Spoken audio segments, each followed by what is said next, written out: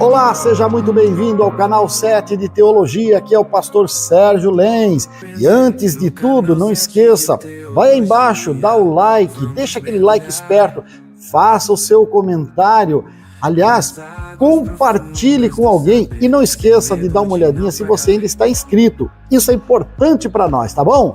Então, roda a vinheta e vamos começar. Nessa jornada rumo à evolução, 7 de teologia, nosso coração em devoção, em devoção.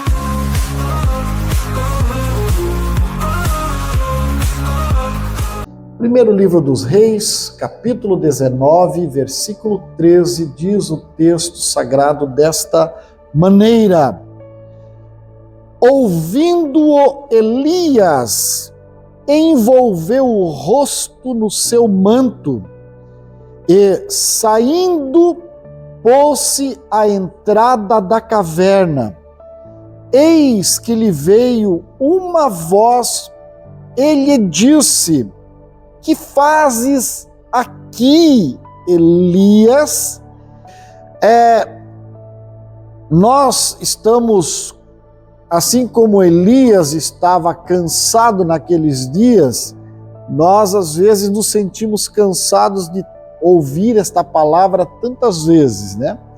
Eu já tenho ouvido e pregado tantas vezes em torno do assunto da história e da vida deste misterioso profeta, o profeta Elias, que passou por um breve período por aqui e deixou um rastro misterioso, tanto da sua origem quanto do seu fim. Mas é aqui nesse momento que nós paramos para ler o texto que nós encontramos um profeta cansado, um profeta que está desanimado por alguma circunstância, porque é interessante que Elias representa a nossa realidade, o nosso dia a dia, tanto que Tiago, muitos anos depois, vai escrever: Elias era homem sujeito às mesmas fraquezas que nós. Então, nós podemos, se Tiago aplica para a sua realidade, nós podemos aplicar para a nossa realidade também. E é interessante que num dia Elias está jubiloso, exultante, fortalecido, poderoso, com uma verborragia. Inventei uma palavra nova, né? Tendo uma hemorragia de verbos fortes. Vem aqui, apresentai esse Deus Baal e tal, e faz aí uma provocação, e quando não há mais contra-argumentos às suas palavras, ele saca da espada. Não acredito que eu tenha feito sozinho, mas o texto vai nos remeter aí a pelo menos 850 falsos profetas sendo mortos por ordem e pela espada de Elias. Mas é interessante que esse momento de força humana, ele é coroado com um momento de fé, porque aquela nuvenzinha do tamanho da palma da mão de um homem que se apresenta no horizonte, revela para nós um Elias fortalecido, um Elias que está praticamente andando sobre as nuvens. E é um praticamente verdadeiro, porque há quem diga que quando ele diz para Acabe: aparelha o teu carro, vai, porque muita chuva está vindo e tal. E o texto vai dizer que o Senhor o tomou e ele passou na frente de Acabe e se apresentou em outro lugar. Então há um arrebatamento, ele sai voando por ali ou qualquer coisa parecida. Bem, dependente do que o texto queira dizer com tudo isso, o fato é que no dia seguinte, Elias ouve uma palavra que lhe deixa chocado. Ele está com uma pena de morte determinado pelo Supremo Tribunal dos seus dias, que estava na esposa de Acabe, Jezabel. E aí, simplesmente, tal qual a bateria de um celular viciado, da noite para o dia, aquele homem forte, poderoso, se torna um homem que pensa que não vale mais a pena viver. E ele então, sob a ameaça de Jezabel, entra num estado de exaustão, de desânimo, de desejo de morrer e vai para o deserto. E o deserto, ele tem sido local de cura e de encontro para muitos cristãos. Você e eu, ao longo da nossa jornada, muitas vezes fomos ao deserto. Deserto é escola. Deserto é passagem obrigatória para quem quer mais de Deus na sua vida. Deserto faz parte do processo evolutivo do cristão. E ele vai para lá porque ele sabe que é lá que ele vai ter as respostas que precisa. E ao ficar um dia dentro do deserto e não obter resposta de Deus, ele faz aquilo que precisa ser feito. Quero morrer. Basta para mim, eu não quero mais viver, eu quero morrer. Deita, afofa a areia e dorme. Mas Deus, quando nos permite irmos para o deserto, Ele não quer que nós vamos para lá para dormir. Porque Ele tem lugares melhores para nós descansarmos, Ele tem lugares especiais para nos abençoar. Não precisa ser no deserto. Deserto é escola. Nenhum dos senhores, nenhum de nós foi para a escola para dormir. Ainda que algumas vezes, eu confesso que algumas aulas eu dormi. Mas não é para ficar lá dormindo. Você dorme uma aula ou outra, né? Naturalmente, tempo da faculdade, nós tínhamos aula com os obreiros integrados das 7 da manhã a 1 da tarde. E aí tinha que acordar às 5 e pouco da manhã para se preparar e sair, mas você sabe que o obreiro nunca dorme cedo, né? Somente de terça para quarta, porque as nossas aulas eram na quarta.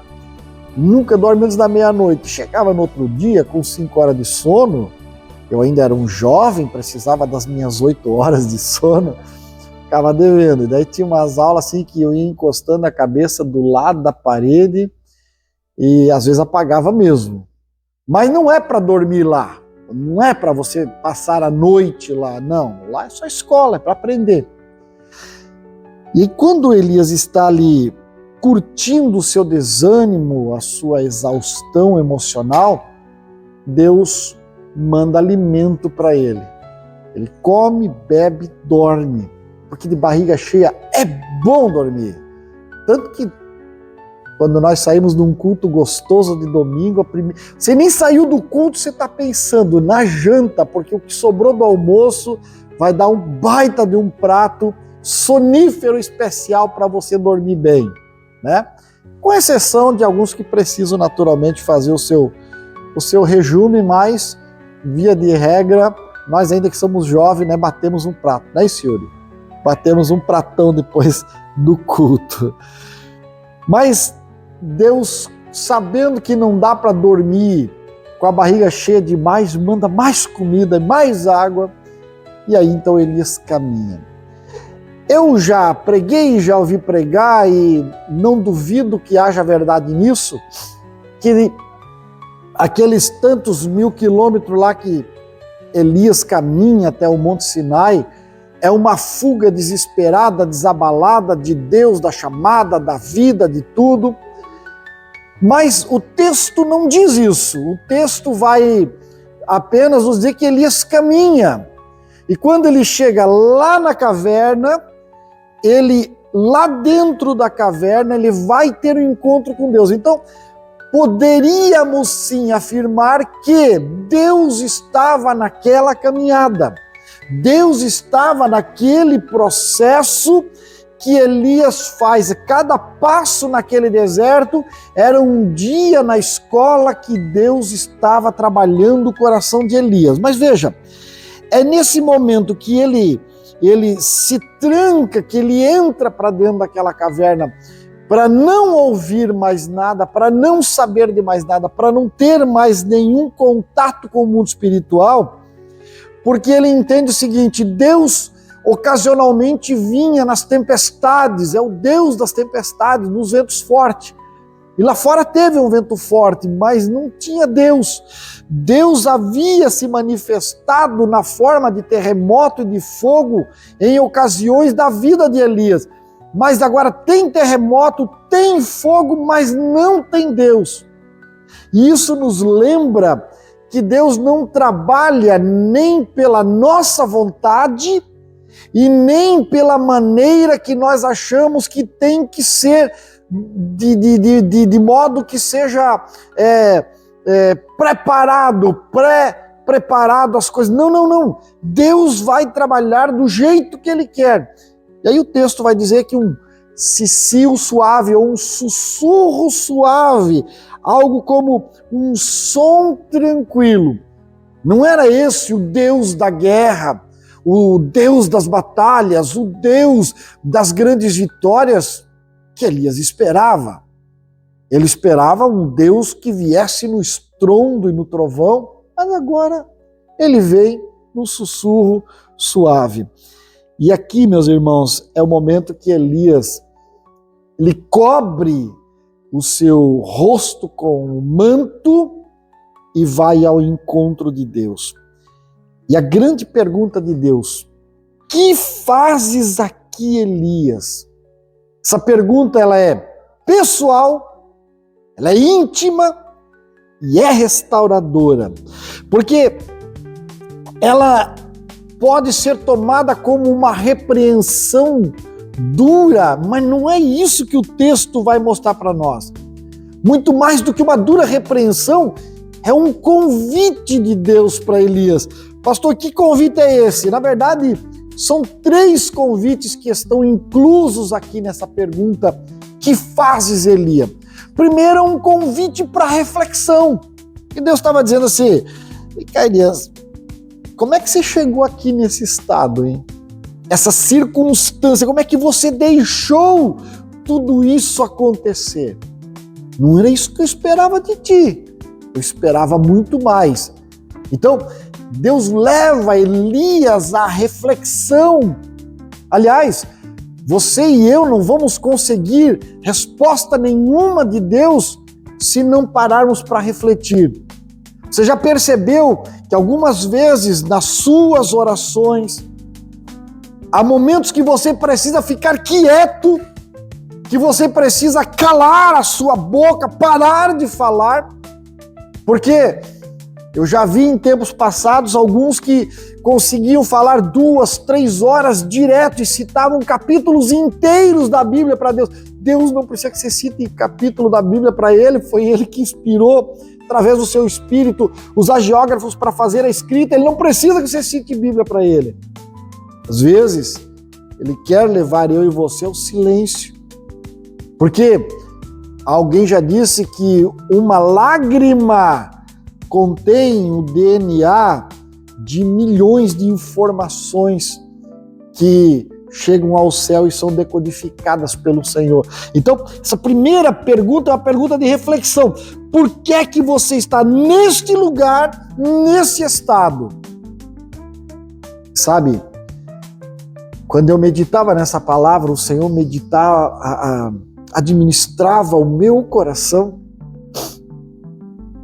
dizendo: algumas vezes, algumas pessoas fazem como Elias, colocam um manto sobre o seu rosto, e quem olha os olhos diz: tá tudo bem, tá tudo certo. Mas por trás desse manto, Deus faz a pergunta: como é que você chegou nesse estado, meu filho? Como você chegou nesse estado? É uma pergunta de reflexão. Mas ele também faz uma pergunta de restauração. Quando ele diz, que é que fazes aqui? Deus estava dizendo nas entrelinhas, eu tenho um propósito para a tua vida. O filho, não é aqui que você para, não é hoje que você morre, não é nesta condição que você vai largar tudo que eu te dei. Ei, meu filho, acorda, eu ainda tenho um propósito para a tua vida. Para de pensar que acabou, porque não acabou. Então Deus, primeiro leva Elias à reflexão, uma pergunta de reflexão, depois ele leva Elias a uma pergunta de restauração, e para mim o mais especial de tudo, Deus faz aqui uma pergunta de relacionamento. Porque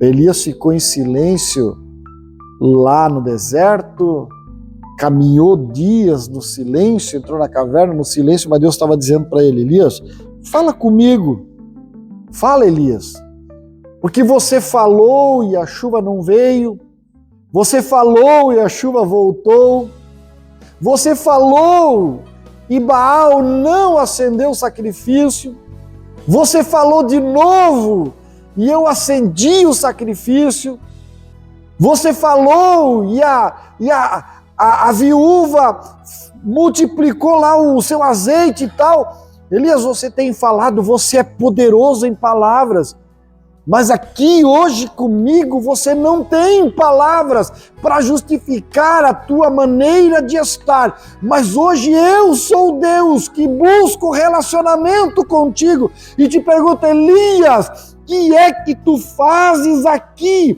Eu quero não o teu poder, mas eu quero o teu coração. Eu quero que você desnude a tua alma e mostre para mim o que está dentro do teu coração. Aleluia. Glória a Deus. Isso me lembra, depois da queda, a maneira como Deus se apresenta para Adão. Onde estás? Você lembra de Gênesis 3:9? A pergunta contundente de Deus: Adão, onde estás? Deus sabia que ele estava ali escondido atrás da folha, da figueira, do arbusto. Deus sabia que ele estava ali. Não era uma pergunta de geolocalização. Era uma pergunta de alma. Onde está o teu coração agora, Elias? Onde está a tua alma agora? Onde estão os teus propósitos, os teus projetos? Onde estão os teus objetivos de vida? Onde está? Para Adão, para Elias, a pergunta era a mesma. Porque, entenda, em ambos os casos, Deus já tinha a resposta. Ele não precisava ouvir, mas ele queria ouvir, porque na resposta estava o princípio da reconstrução interna. Quando você e eu, quando nós oramos, nós não falamos nada que Deus já não saiba, nós não contamos para Ele nenhuma novidade, não há coisas novas a serem ditas nas nossas orações, mas há uma reconstrução interna. Por que as mulheres são muito mais abertas para a percepção, para o mundo espiritual, para as coisas emocionais? Porque um homem chega em casa, segundo a psicologia, ao entardecer, ao acabar o dia, e ele só quer sentar quietinho lá, ou fazer a leitura, ou assistir o programa favorito, tomar o banho, comer e dormir. Mas a mulher ainda tem 5.000 palavras para serem ditas quando o marido chega em casa. Não sou eu que estou dizendo, né? Não me bate, por favor. Isso aí é a psicologia que diz, né? As estatísticas. Mas também, por conta disso, você vai observar que as estatísticas de suicídio são muito maiores em homens do que em mulheres. Porque o homem guarda para si. Homem é um gigante. Homem é forte. Tanto é que existe o dia 2 de novembro, o Dia Nacional dos Homens, é o dia de todos os santos, né? Mas ele não reclama, ele não chora, ele não esmorece. Só que quando ele cai é uma ruína, ele se destrói, ele se desconstrói. E aí Deus precisa às vezes levá-lo à caverna, ao deserto, para dizer: onde tu estás? Onde está o teu coração? Onde está a tua alma de verdade? Porque Deus tem maneiras de nos curar, de nos transformar. E esse texto ele vai me dar pelo menos 4 lições espirituais que precisam ser absorvidas para que nós possamos crescer no conhecimento e na palavra e na vontade de Deus. A primeira lição espiritual que eu destaco aqui é que às vezes sim, Deus se revela no espetáculo. E que bom quando você e eu saímos de casa para participar de um culto pentecostal e podemos, ao término do culto, ao sair dessa porta fora, dizer: Deus estava aqui nessa noite. Se eu levantasse a mão, eu tocava em Jesus, de tão pertinho que ele estava. Estava um espetáculo a presença de Deus. Que bom! Eu gosto. Por mim, eu só ia nesses cultos de espetáculo. Mas, meu querido irmão, minha querida irmã, às vezes, Deus não quer se revelar no espetáculo, Ele quer se revelar no silêncio. E o silêncio não é uma coisa legal, porque é muito melhor estarmos lá no Carmelo, no fogo, no terremoto, do que estarmos no Sinai, no silêncio. Ainda que o fogo, o terremoto e o vento passou lá pelo Sinai, mas não era Deus que estava lá. Você tem que tomar cuidado, porque vento, fogo, terremoto que passou no Carmelo, passou no Sinai. No Carmelo era Deus, no Sinai não era.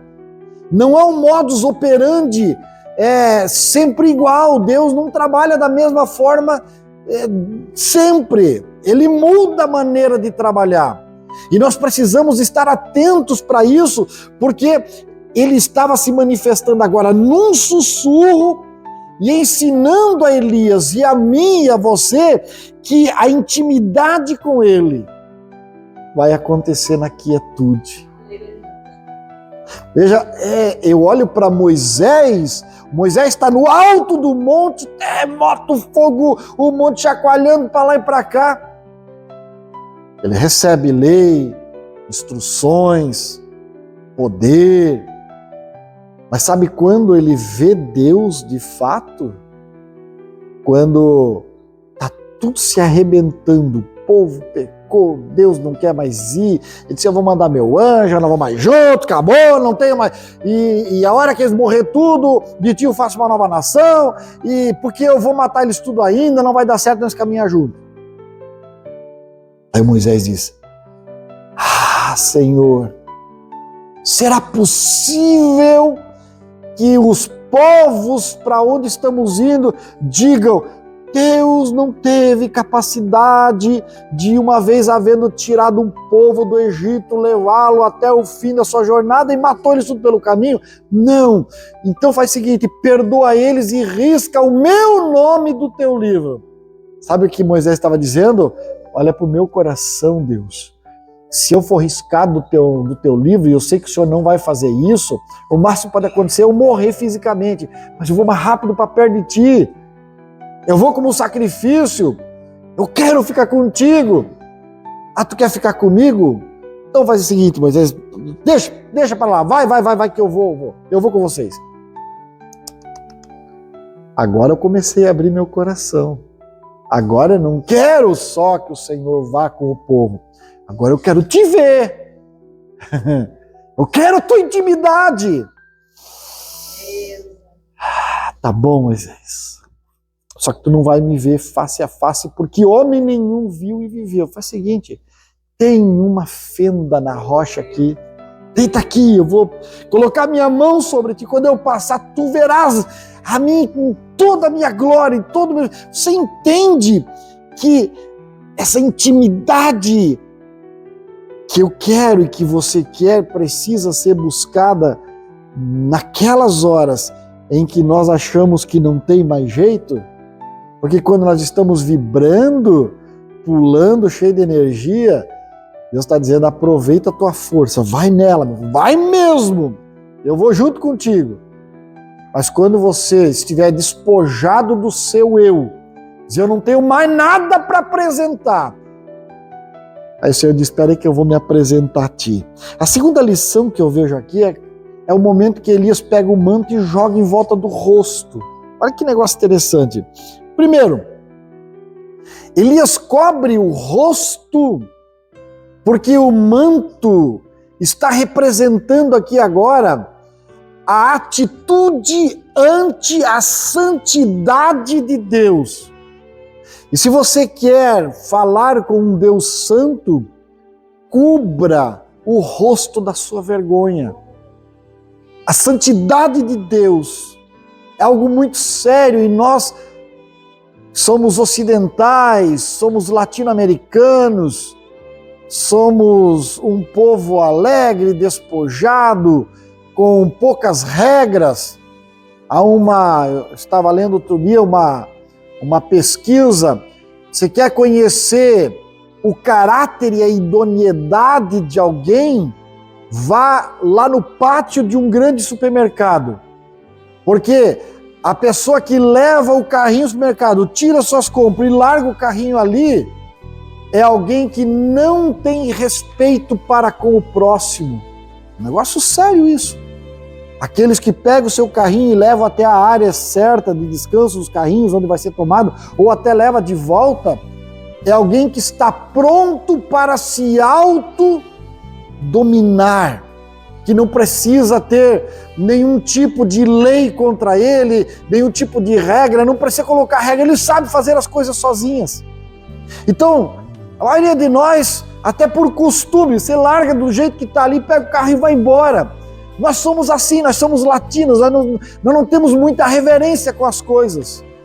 Entramos porta dentro de um templo e entramos conversando como se estivéssemos subindo pela geral do estádio do Figueirense, ou do Avaí, ou do Flamengo, de qualquer outro time, conversando, falando, ontem eu fui lá, eu fiz isso, eu fiz aquilo, Pai do Senhor, irmão. Tem alguém chorando, derramando lágrima, derramando a alma, dizendo, Deus, eu não aguento mais. E nós entramos assim, e esquecemos que o sábio Salomão já deixou uma palavra, quando entrares na casa do Senhor, guarda o teu pé. Nós não guardamos nem a boca, quanto mais o pé. Chegamos assim, fazendo festa, nós somos irreverentes, nossa santidade é pouca, mas Elias nos dá uma preciosa lição, ponha o manto sobre a tua boca. Nós estamos aqui orando e dizendo, Senhor, abençoa as famílias. E quando saímos a 2 metros daqui, já falamos, tu viu fulano? Ixi, aquilo ali é isso, é aquilo, aquele outro. Uma coisa muito séria isso. Que cristianismo pífio é esse praticado por nós? Põe o manto sobre a tua boca. Santidade. Agora, o manto de Elias também representava a sua vocação profética. Porque você vai observar um pouquinho mais para frente, 2 Reis 2:13, você vai olhar que Elias usa e depois Eliseu usa o manto de Elias para tocar as águas e as águas do rio se abrem, porque representavam um ministério profético. Quando Elias coloca o manto sobre a sua boca, ele está dizendo assim, eu tenho uma vocação profética ainda, me perdoa, Deus, porque eu estou no lugar errado, fazendo as coisas da maneira errada. Aqui está a minha vocação profética. Por isso ele põe o manto sobre o seu rosto. Qual é a tua e a minha vocação? Você lembra quando Deus te chamou? Você ainda lembra qual é a vocação que Ele te deu? Você ainda vive essa vocação? Pastor, tô meio rebelde. Todos nós passamos essas fases e acabamos ficando um pouco rebeldes. Mas é por isso que numa noite como hoje, Ele nos chama para restaurar. Ele nos chama. Ao cobrir a sua boca, Elias reconhece acima de tudo que Deus ainda é Deus, mesmo quando ele próprio se sente fraco para não estar na presença de Deus. Não interessa como você acha que está, não importa como você analisa a sua condição atual, Deus continua sendo Deus. Ele falou ao teu respeito, Ele vai cumprir. Ele prometeu, Ele vai até o fim. Ele não é homem para que minta. Por isso, se Ele te prometeu, fica na presença dEle. No tempo dEle, talvez hoje seja esse tempo, Ele restaura a tua alma. Aleluia! Tem uma terceira verdade aqui, que eu acho fantástica. Que Deus, irmão Charles, nos encontra nos nossos esconderijos. Nossa alma tem cada canto escuro, tem cada caverna, nosso coração tem cada lugarzinho para se esconder. Eu amava, quando eu era criança, ir para casa de algumas tias, de algumas vós, para ficar explorando aqueles cantinhos que ninguém sabia que existia. Eu me escondia, deixava a mãe desesperada, procurando. E quando não tinha o cantinho para me esconder, eu subia por uma árvore, da árvore ia para o telhado, sentava em cima da cumeira da casa, ficava lá escondido. Eu amava me esconder. Eu confesso para você que na vida espiritual muitas vezes eu me escondi já. Eu tive que ouvir a voz de Deus dizendo: o que tu está fazendo aí, meu filho? Elias estava numa caverna, um lugar de isolamento, de fuga. Mas pensa comigo, Elias já estivera no monte, no regato, no deserto, no espetáculo. Mas agora Elias está numa caverna. Deus encontrou ele no monte, no regato, no espetáculo, lá com a viúva, no deserto. Deus encontrou ele em todos os lugares. Será que Deus iria até lá, na caverna? Eu e você, humanos frágeis como somos, diríamos para Deus: Senhor, está lá o teu filho de novo na caverna. Pega uma vara. Minha mãe pegava uma vara de cerqueira. Você já ouviu falar vara de cerqueira? Aquele troço, na primeira dá o vergão, na segunda, se bater em cima do vergão, corta e já corre o sangue. E eu bem que merecia, ela sabe disso. Eu aprontava, eu diria: Deus, está lá o teu filho na caverna de novo. Pega ele, Jesus, pega. Você nunca ouviu essa expressão? Vou orar para Deus te pegar, vou te botar debaixo do meu joelho, vou orar para Jesus te pegar. Você nunca ouviu essa expressão? Mas Deus olha para Elias, vai até a caverna e não vai ali para condenar. Ele vai ali para restaurar. Este é o Deus que você e eu servimos. Quando você espera uma chicotada, quando você espera uma lapada daquela boa, Ele diz: o que é que tu fazes aí? Vem cá, eu quero te restaurar. Eu vou te levar naquela noite de terça-feira para te restaurar, meu filho, porque eu sou Deus da restauração. Lembra do Davi, no desespero, Salmo 139? A partir do verso 7 por ali: para onde eu me irei do teu espírito? Tem para onde ir, meu irmão. Porque aonde você for, ali a mão do Senhor te alcança. E para nós irmos para o encerramento, quarta verdade que eu encontro nesse texto que fazes aqui, Elias, é que a voz de Deus, quando ecoa dentro da minha e da tua alma, como eu disse, não ecoa para nos abafar, para nos diminuir, para nos menosprezar, mas ela ecoa para nos chamar de volta ao propósito. E aqui eu passo a ser profeta na vida de alguém para dizer: você, eu queria que Deus me desse o nome, ficava mais fácil, eu dispensava os outros e ficava só com um ou dois aí. Mas você tinha uma missão para cumprir e você se escondeu. Para de se esconder. Há um propósito para você. No caso de Elias, era voltar para ungir rei, discipular Eliseu, continuar aí num período de obra. Mas se você, por que parou? Por que se sente tão pequeno e tão desanimado se ele ainda não parou? Quando o apóstolo Paulo escreve aos Filipenses, no capítulo 1 e no versículo 6, ele está escrevendo para uma igreja que está em briga, as duas dirigentes do círculo de oração estão brigadas uma com a outra, e deu uma discórdia, a igreja está querendo parar, e está um pessoal desanimado. Paulo escreve a carta da alegria, e ele diz: ei, aquele que começou a boa obra em vós a aperfeiçoará até o dia de Cristo. Aqui não tem uma melhor do que a outra, Evódia, Sintique, se abrace, porque Deus está na vida de vocês. Aleluia. Eu concluo. Primeiro, o silêncio de Deus não é ausência. O silêncio de Deus, às vezes, é uma presença profunda.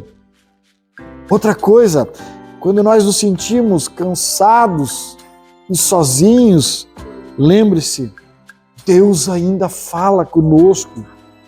Terceiro, Deus pergunta: que fazes aqui não para te acusar, mas para te colocar fé na alma, para você se levantar como um gigante a partir de hoje e dizer: eu tenho alimento para caminhar mais uma milha, não importa o que aconteça, eu vou porque Deus falou comigo.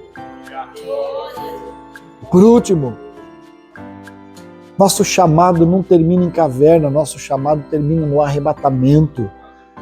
Uma carruagem de fogo cortou Elias de Eliseu e um redemoinho levou Elias para o céu e Elias foi tomado para estar com Deus. Meu irmão, esse mundo está virando numa bola de fogo, está virando numa carruagem de fogo e vai te separar daqueles que querem te deixar aqui para baixo, mas você será tomado no redemoinho de Deus e daqui a pouco a trombeta vai tocar e nós vamos estar com Jesus no céu. Aleluia! E é por isso que eu digo sempre: continue confiando em Deus, Ele ainda é o maior, o melhor e o mais fiel. Companheiro, forte abraço, até o próximo vídeo.